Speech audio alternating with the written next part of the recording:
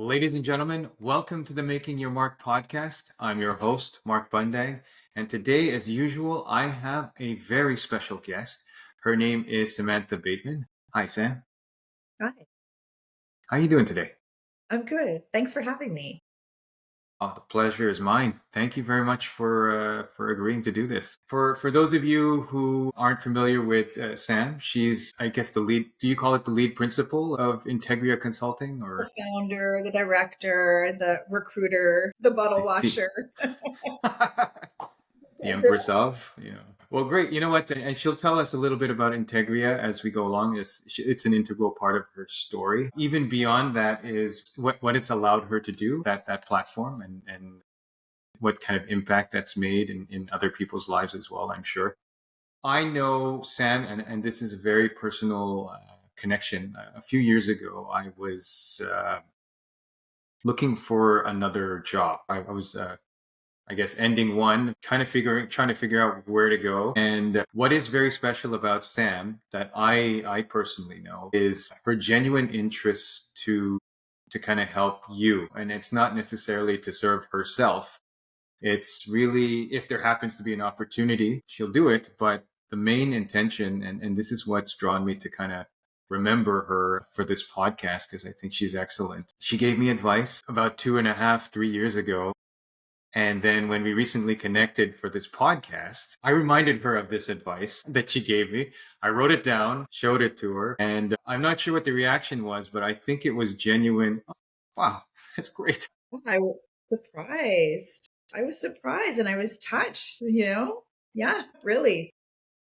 Well, I mean, and it's just a sign of the impact that you've made, Sam, in other people's lives, and even people that I don't know. What I would like to ask you is maybe you can tell the audience a bit more about your background and where you came from, and also where you feel you made your mark. Such a loaded question, right? So many different parts. So, yeah, I mean, I'm a Montrealer, right?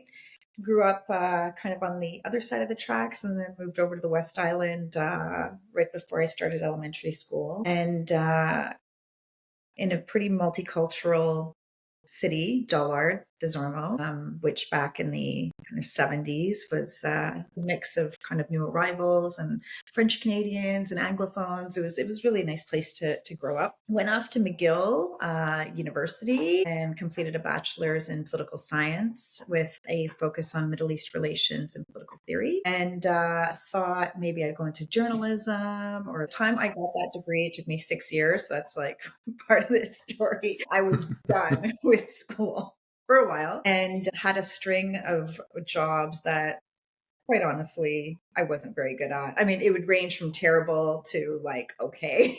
And then I landed a role in a really wonderful, like an incredible company called BCA Research, which was an economic forecasting firm. And I got in there as an office coordinator, and then moved into HR and recruitment, and then left there to go into agency work where I was for 2 years too long. That environment was not for me, which is ironic because, of course, now I have a boutique recruitment firm. But I didn't enjoy kind of the values and the environment of that agency. So yeah, it's going to be 20 years in March that we've been around, and I mainly place in the leadership area, so managers to executive C-suite. Okay. Well, thank you for the background. What I'd like to explore a little bit now is a little bit of the earlier part, because a common theme in this podcast, after interviewing several people, is that the career is never a straight line. It's always kind of doing this, wibbly wobbly, and it's full of tangents and things like that. For you, you mentioned that you did a degree. It took you 6 years to do a degree, right? And it was, if I'm not mistaken, correct me if I'm wrong, political science, right? Yep. Is that? Yep. Yeah. Okay. So I 6 years is Long time. enough time to kind of ask yourselves the question. It's enough time, but Well, I it's mean, like where like I what mean, is it? What's my calling? That kind of stuff. it wasn't so much that. It was 6 years of me working full time, right? Like two jobs. I was, bartending, I was working, I was waitressing, I was working in a law firm as an assistant to one of the lawyers. I was in the reserves in infantry and then finished off in intelligence.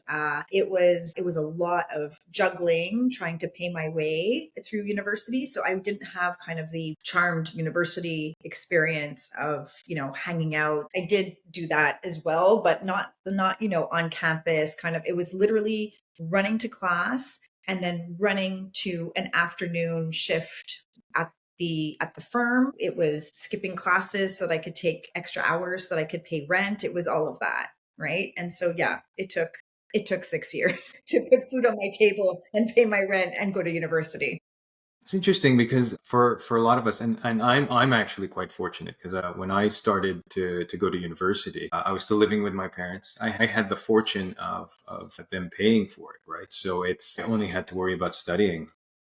What goes through your mind when you have to do all the things that you had to do during those 6 years?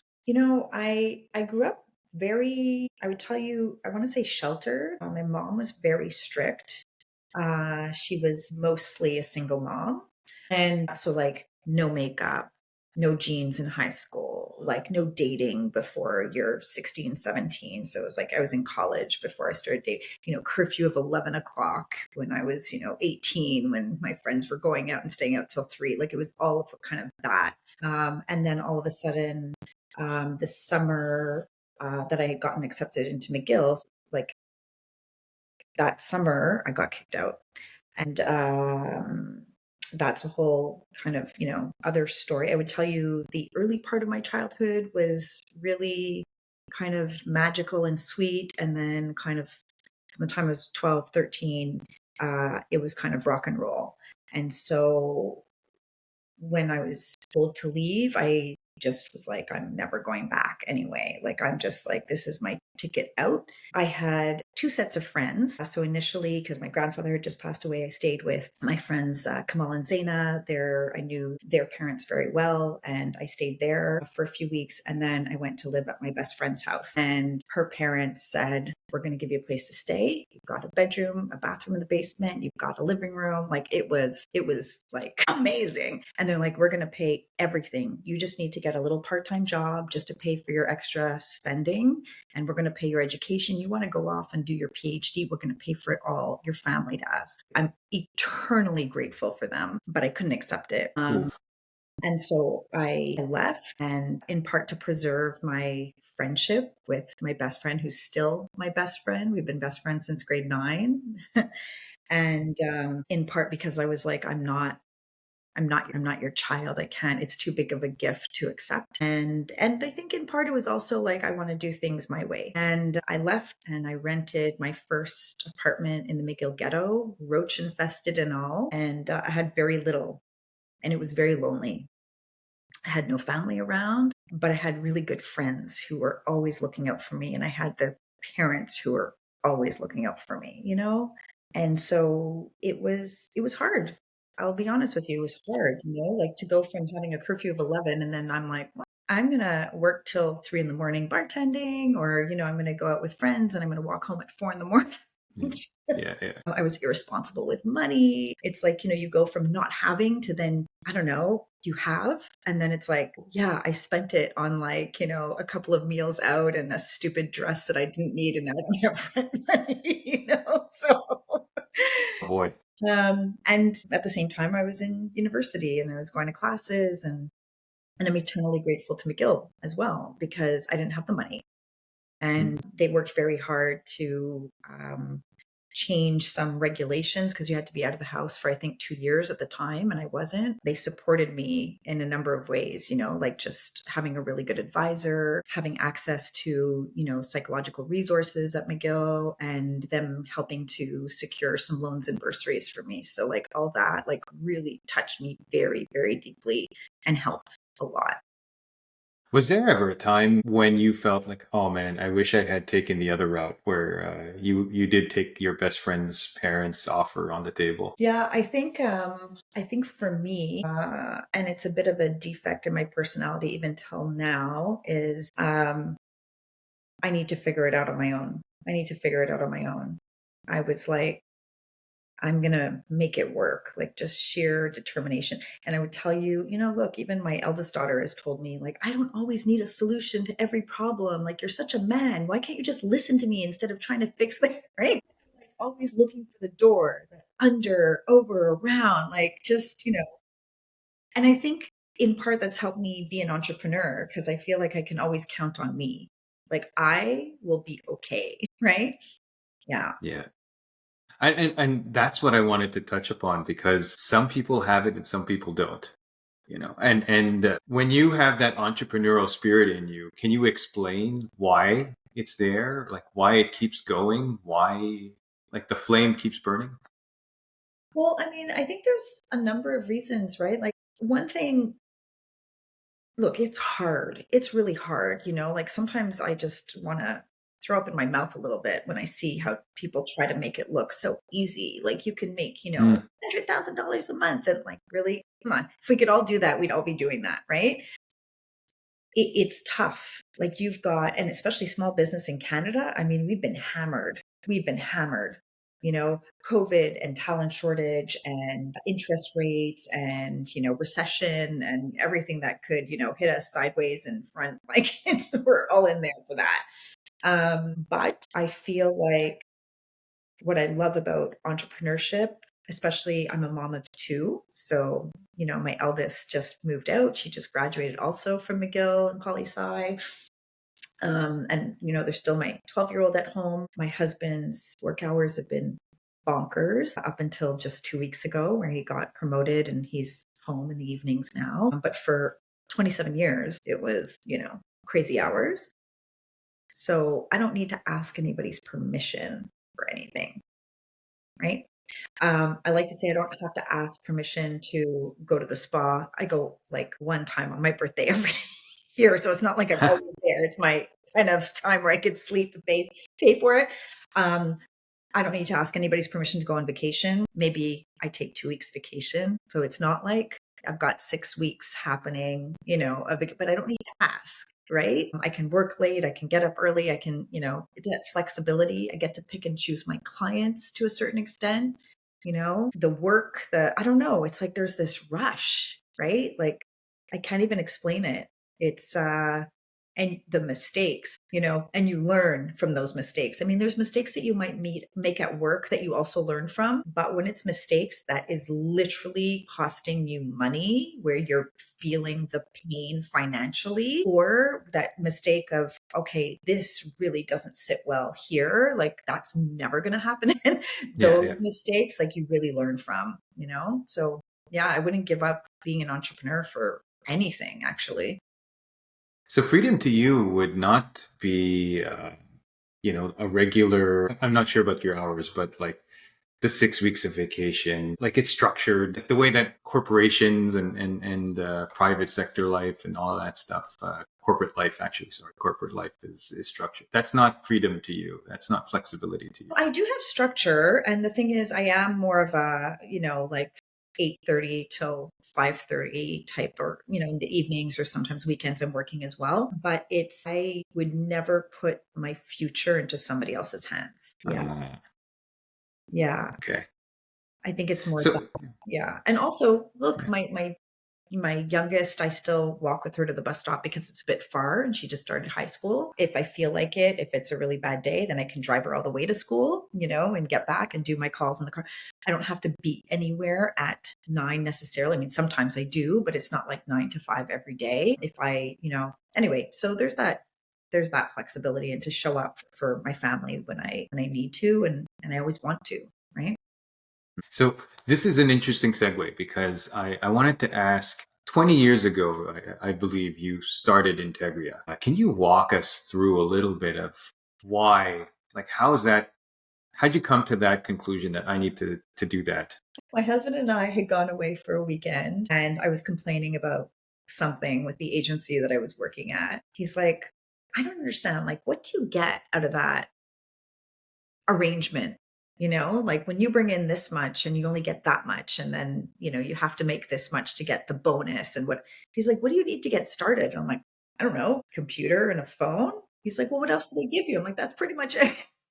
I mean, it turns out Yeah. that, there was other things like marketing, like the sheer size of the agency, so, but I was responsible for my own business development. I was responsible for filling the roles. So I was a full cycle recruiter.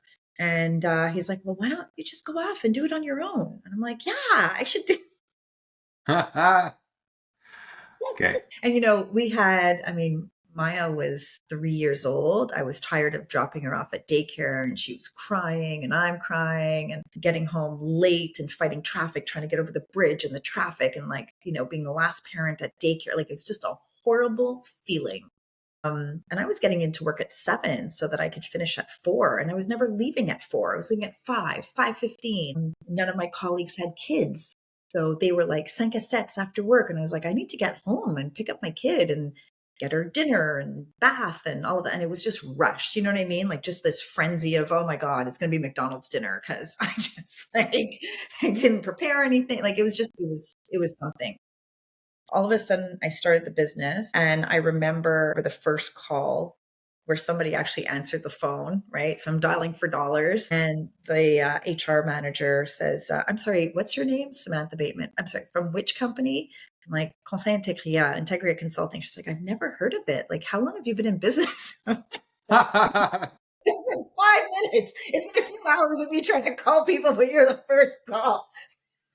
So I remember she laughed and she's like, listen, this is great. She goes, I really wish you, great success. We don't have a need. I'm like, okay.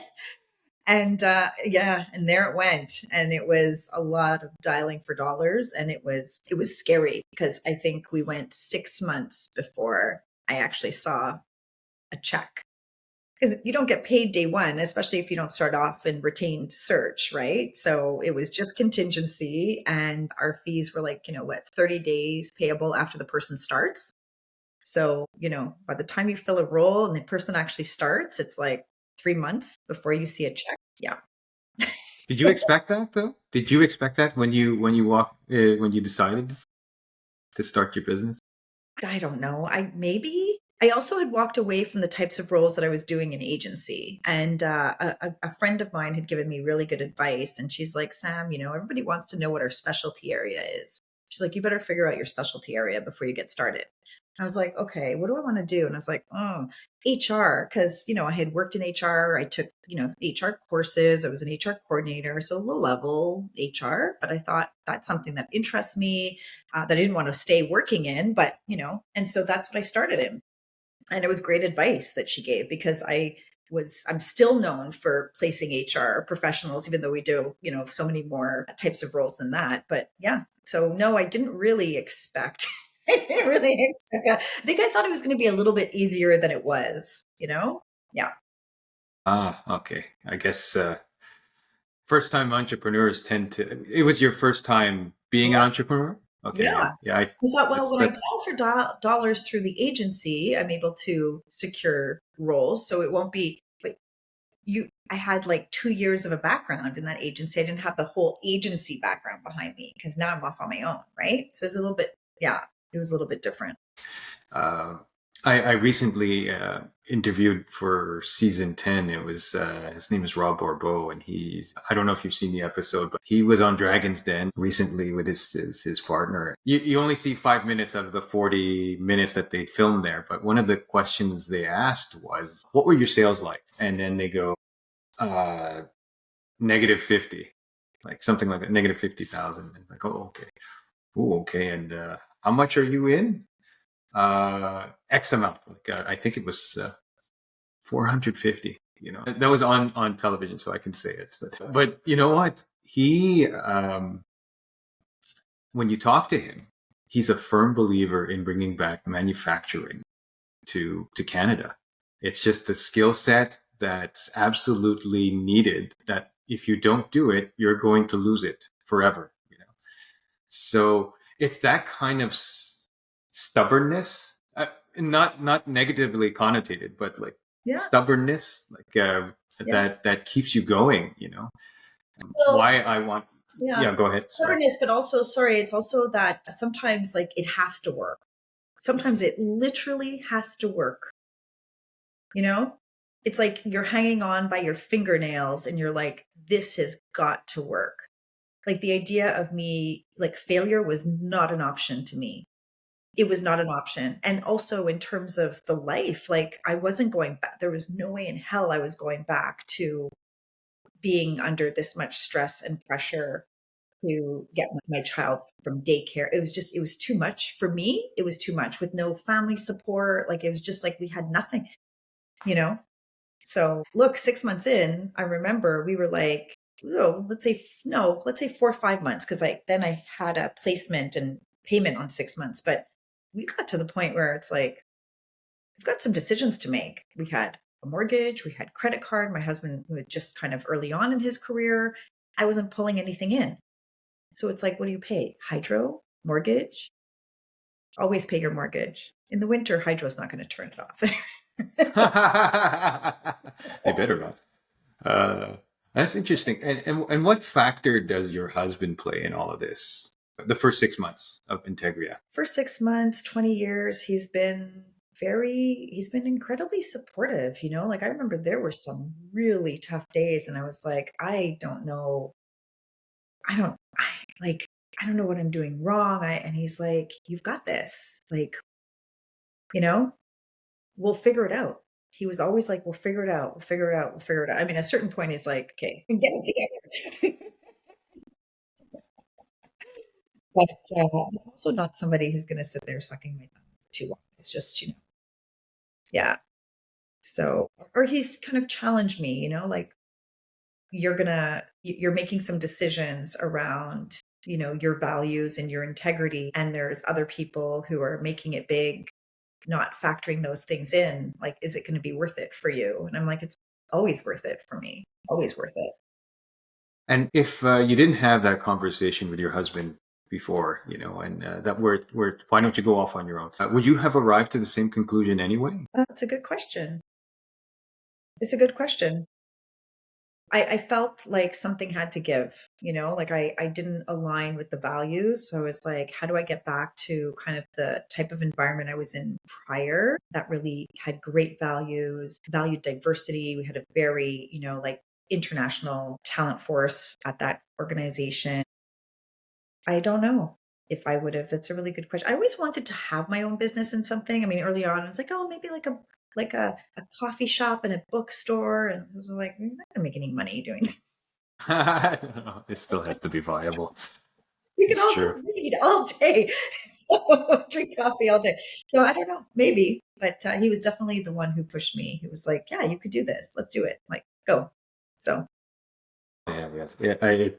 The importance of your partner, your spouse, is in your life path for these kind of decisions or whatever kind of decisions you have to make. It just it's just I know for me and my wife when I studied for me in my background I studied chemistry in university, and then I spent the next 6 years after that trying to figure out how to get out of it and figure out who I really am. And then when I decided that, I read this book called "What Color Is Your Parachute?" yeah, And classic. it's classic. Yeah, and my skill set tended to be more towards leading people or mentoring them or something like that. So I decided to try to get into management and business, and she supported me with like right away. You want to do an MBA? Why don't you do the MBA? Yeah. And it's just when your spouse knows you, like it makes it so much easier. Like the answer is always obvious. It's true. And actually, but I have to say, me having my own business allowed my husband to move up in his career in the police. So it, in a funny way, gave him freedom to do many different things within his own career. And he didn't have to worry about the fact that, like who's going to pick up, our dog, who's going to parent teach. Like I'm here for all of it. Right. Yeah. Yeah, so that was helpful. So his career was able to grow knowing things were, being managed. Like, no problem. I've got this over here. Yeah. It's funny though, when you talk about your degree in chemistry, for many years after I graduated, I was like, okay, I have this degree in poli sci, but what did it give me? Like, maybe that was a mistake or and as I have, grown in my career and worked with many, many people from so many different countries. Um, I realized just a couple of years ago, I was like, that's where it comes in handy, is to understand some of the backgrounds of the countries some people are coming from, right? Some of the political climates, some of the wars that they've been through, some of the refugee camps that they had to be in, like some of the, to be empathetic to, the plight of new arrivals, because Canada does a great job of bringing people over, like, come on over, we need dentists and doctors and lawyers and engineers. And then you get here and they're like, oh yeah, so about that, you're going to have to go back to school and it's going to cost you, like, I don't know how many thousands of dollars and how much time. And you can't just, set up shop as a dentist, and you can't work as an engineer. You're not part of the order, and you can't do this. And you can't. So supporting this, global workforce that comes here highly educated and, incredibly frustrated and demoralized, that I don't understand. Like, I left everybody behind, family, community, and then you come here thinking you're going to have a better life. And then there's all these roadblocks. For me, when you talk about making your mark, the fact that I'm able to support people in terms of trying to even the playing field by giving them some advice that maybe they didn't have when they first started their job search, making introductions, leveraging contacts, lifting my network. That has been one of my greatest joys in my career. And my job has allowed me to do that. Yeah, someone, another guest had mentioned to me this expression that I love. It's lift as you climb. Yeah. And you very much remind me of that.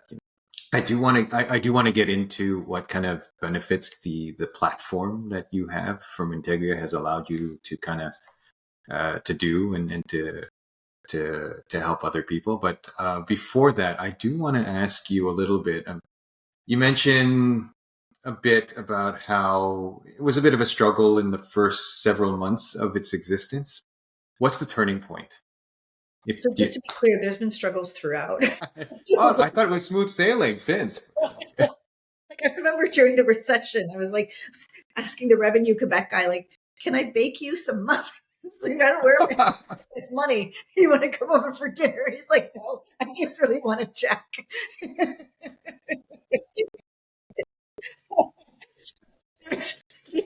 Some time. So sorry. What was your question about the first? Well, okay. I guess the first time where you caught a break. So yeah, that would be, oh my God, what a story. So I'm scrolling through, job postings, and I see Pepsi Bottling Group has an HR director role open. I'm like, oh, great. So then at that time, PBG had spun off from PepsiCo, and years later, PepsiCo reacquired the bottling division. And so I put in a call, left a message with the HR director. Then I call again, and I think it was the third time that I left a kind of a cheeky message, just saying like, "Hey, Steve, don't you ever call a woman back when she calls you? Like, what's going on here?" Awesome. He called me laughing. He's like, listen, he goes, I get calls from recruiters all day, every day. He goes, that was the best message. He's like, me for breakfast tomorrow. I was not free for breakfast tomorrow. I had to get my kid to daycare. And I think my nephew came over to watch. It was like a whole thing in the background to try me. I was like, absolutely have to go for this breakfast. So I get over there, we have breakfast, we talk for a good hour, hour and a half about everything and anything, never anything about work, just about family and life and values. And it was a wonderful conversation. And I left, and he said, I'm going to recommend you to our director of talent acquisition. So he was getting promoted and he was looking for somebody to backfill his role. So they ended up hiring somebody else for the role. And then 6 months later, I get a call from Shan, who was the national talent acquisition leader at PBG. She was like, so she goes, how many people are you? And I said, well, we're three, me, myself, and I. That's great. I had one team member actually working with me at that time. And then she's like, where's your office? And I'm like sitting in my basement. I said I have a home office. Keep in mind, 20 years ago, people didn't have home offices, okay? Like it wasn't happening. And I was like, I have a home office. And she chuckled and she's like, I really appreciate that you're being so honest. She's like, let's talk. They gave us the HR director role. And then, we filled that role and we worked really closely with Shan. At that time, PBG was very focused. They were ahead of their time. They were focused on supplier diversity. They wanted to give suppliers that normally would be overlooked a real shot at getting the Pepsi business, the bottling group, their business. And let me tell you, for 5 years, they put food on my table. They really did. And I am so grateful. And Shan and I are still in touch. She's left that organization. It's been a long time. Incredibly grateful for taking a chance on me. Because I remember at one point we're doing HR roles. And then she called me up and she said, we have a category manager role. Do you know what that is? I was like, no. Can't even fake it. Okay, you ready? Let's go. I'm going to explain it to you. And, we filled those roles and then we moved into sales roles. And what that did though, number one, confidence. My God. When somebody takes a chance on you, and I've had a couple of clients over the years that really came to me at a time where I felt a little bit fragile or insecure, incredibly grateful. And so she really helped build that confidence. And then on top of that, people that we were reaching out to, for opportunities. And, I would send off, emails saying, hey, I noticed you're at X company. We're working with PBG. And they thought we were working with all the Pepsis of the world. It just wasn't true. So all of a sudden, we're working with Conagra and we're working with different, amazing organizations because they had been like, hey, you reached out to me for a role with, well, if you're working with them, can you support our business? It just took off. It was incredible. It was like this snowball effect, right? It really laid the foundation in terms of them having real values for diversity and inclusion and, real partners to the business and educating, their supplier and just, really getting it right. And having gone through that school and that kind of training, if you will, on the other side has been absolutely invaluable. And it helped kind of really launch us. So That's amazing. The journey of and that was just 5 years, right? it was You about five mentioned years. Yeah. 5 years, yeah. The learning, man, you must have been super, super busy during We're that busy time. because it wasn't our only client and we were busy. We wanted to do good work. We valued the relationship and then they were acquired around the time that we hit a recession. So my biggest client is no longer. The people that I was working with kind of had left and it was a different environment. So we weren't working with that company anymore. The recession hit. I had a small team. There were just like three actually. And Stacy went back to Edmonton. And then there were two other employees we had to restructure, had a miscarriage, closed the office, went back home, felt like a complete failure. I was literally pivoting, going, okay, nobody is high. Like this is like 2008, 2009, 2010. Like it was tough. It was really tough. Recruiters were going hungry all over. And I was like, okay, what am I going to do? And I'd been a LinkedIn super user since, since the start, I think, like since I left agency. I already had maybe 5, 6 years under my belt of LinkedIn and hey, have you heard about LinkedIn? And now that we've been working with you, I want to connect you in with, connect with you on LinkedIn. People are like, what the heck is LinkedIn back then? Then I was like, Yeah. okay, I need to put food on the table. I'm going to teach you companies how to use LinkedIn to find talent. At the time, there was no LinkedIn Recruiter. It was free. So that's how I paid my bills as I was going into companies and teaching HR teams how to recruit using LinkedIn. And then I was helping job seekers for free learn how to use LinkedIn to connect in with people and to build their network and to find jobs. Yeah. Yes. Okay. So there's the part that I want to ask a little bit because I can understand from your point of view the teaching companies or HR within companies to kind of use how to use this tool. But you gave it away for free for job seekers. What's behind that decision? Sometimes you just need a break. sometimes you just need a break, And I find for me, it was the same thing during COVID, right? I was running, I think at one point I was up to like weekly job seeker networking groups on Zoom at the time. And it's really just, first of all, I had more time. It wasn't like I was super busy. So I'm like, who am I going to help? Might as well help people who need it?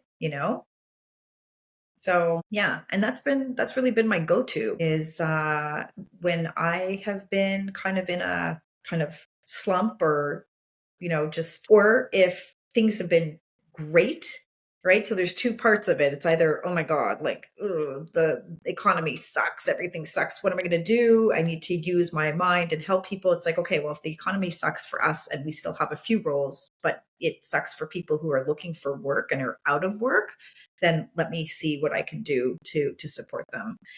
And it's been honestly, it just it fills me up. It really does. It fills me up. That way of giving back to leverage things that I've learned in my business and made money out of it and supported great organizations. And then to be able to kind of use that knowledge and support people who are like, this is like one of the worst periods of my life because I'm without a job. Happy to do it when I can. Yeah. I'm also a firm believer in, I don't know if this is the right term, but I'm going to use it anyway. It's the goodwill economy. So it's really, it's like I've noticed it with some people like you as well. It's where it's just natural to kind of give and be kind and generous. And you don't really think about what it gets you in return, but there's a faith in there that if you take care of other people, life will take care of you. Absolutely. And, like I've been to enough networking events and seen how people kind of go about leveraging their network.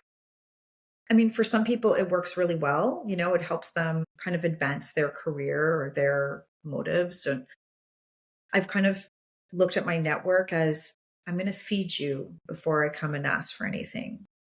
So people have said to me, why are you introducing me to people in your network for jobs? Or on the other side, they've said, like, we don't want to pay, right? We're not working with a recruiter. Like, you're just kind of hand delivering this talent to us. I'm like, I'm not doing it for you. I'm doing it for them. I'm not doing it so that a multi-billion-dollar company can get talent for free. Trust me. I'm doing it so that the person who's looking can actually find an opportunity, right? And I'm not representing them. It's just purely an introduction. And, I think sometimes it works, sometimes it doesn't, but also I think it's helpful for people to feel like, oh, there's somebody who's willing to open a door for me when I feel like I'm doing everything and like there's no conversations happening, you know? And I remember what that felt like when I was looking for a job. Um, and you start kind of here, and then all of a sudden you're like, I'll take like anything. I'll take anything. And it's not because somebody has a certain title or is making $300,000 a year. Sometimes the person who's making $300,000 a year is in debt for $1 million, right? Like I've seen people I remember in 2009, there was a gentleman who had been a VP of HR. He had been looking for so long that he was applying on HR coordinator roles. That's tough. He couldn't pay his mortgage. He got divorced. He was depressed. He lost custody of his kids. It was just a downward spiral. Yeah.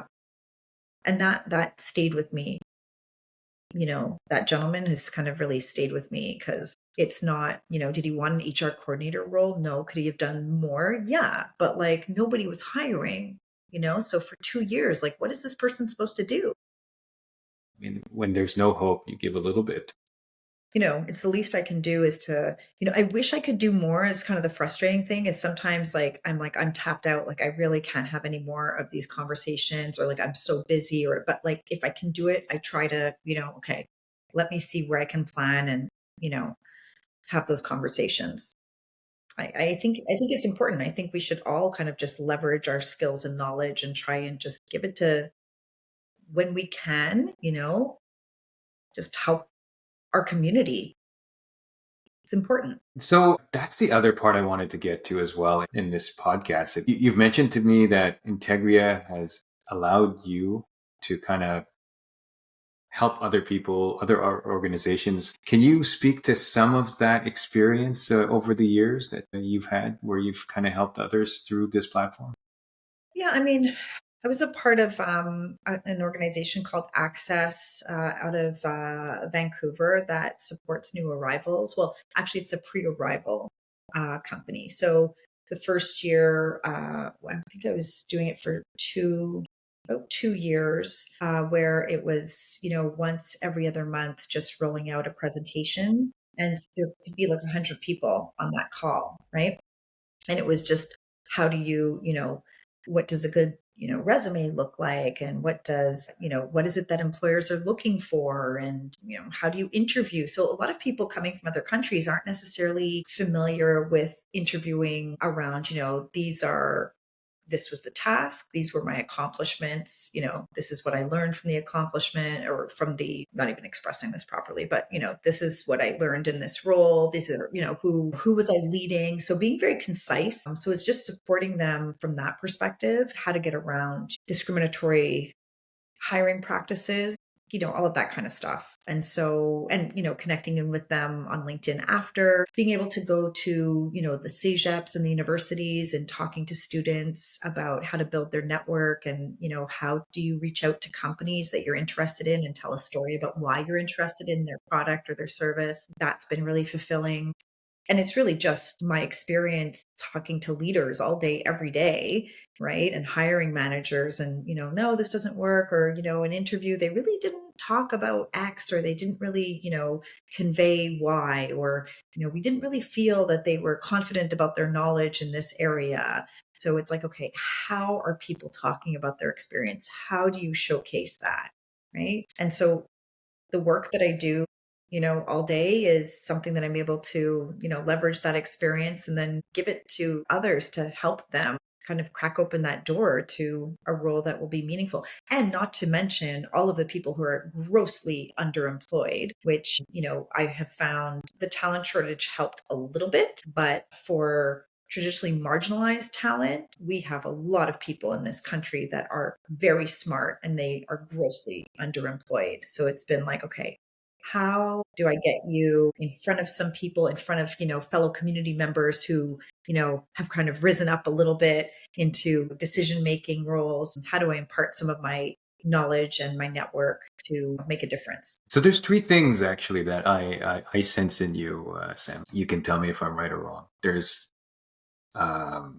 connection, and to a certain extent, service. Authenticity is the other one. Which one resonates with you the most, and which one has provided you the most benefit? I mean, authenticity sometimes can get me into I know. I know. water. I think my husband would be like, can you be a little bit less authentic? Being of service is very important to me. Being of service to people who are trying, though. People who come Mm-hmm. over with hands out and, what can you do for me? What can you give me? What can I take? What can I'm not interested. But people are like, I am literally doing everything I can. Like nothing is working. Like I'm deflated. I'm like, okay, we need to sit down. Like, let me find some time. Let me have a conversation. So, I think all those things are important. Probably as I get older too, maybe a little bit more, I kind of see how we're all really connected. We really are all connected. So being of service, I try. And my job allows me to kind of find the time to be of service to people. So I'm happy to do it. Wonderful. If you had any overarching advice to give regarding the experiences you shared, what would it be? I would say, resourcefulness is probably a really underrated talent. It's important. Mm-hmm. Don't be afraid to do things differently. Change is hard, but sometimes there's something right in front of us and we're not seeing it because we're so focused on kind of, something else. And, when it comes to your network, I would say open up your network to other people. Like, see, how can you be of support to other people? Like just, you can build an incredible network and it'll help you get on boards and, advance your career and get you all the things that you want to get maybe. But at the end of the day, if you can kind of leverage your network to uplift somebody else, open doors to rooms that have been closed for whatever reason, then you're starting to have a different impact on the world. Thank you, Sam. Thank you. One last thing I wanted to ask you, it's also a tradition, is if someone is watching this or hearing this and they're compelled by your story or any of the things that you've shared today, how can they reach you? Probably on LinkedIn. Yeah, Samantha Bateman on LinkedIn, and my email's there. And I want to say I'm not a nonprofit.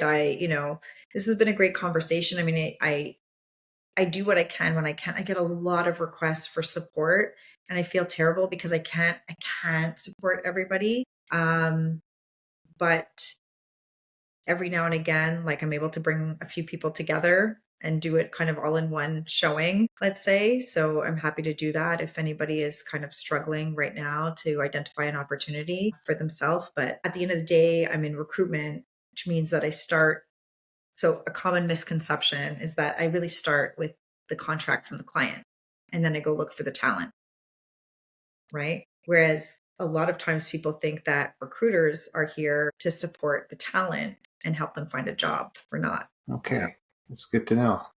There's the authenticity right there. Or the truth, anyway. That's very interesting. Sam, this has been an absolute pleasure. Thanks. Thank you so much for taking the time to speak with me and telling me a bit about your story and telling the audience as well. Thank you. Thanks for the opportunity. No problem.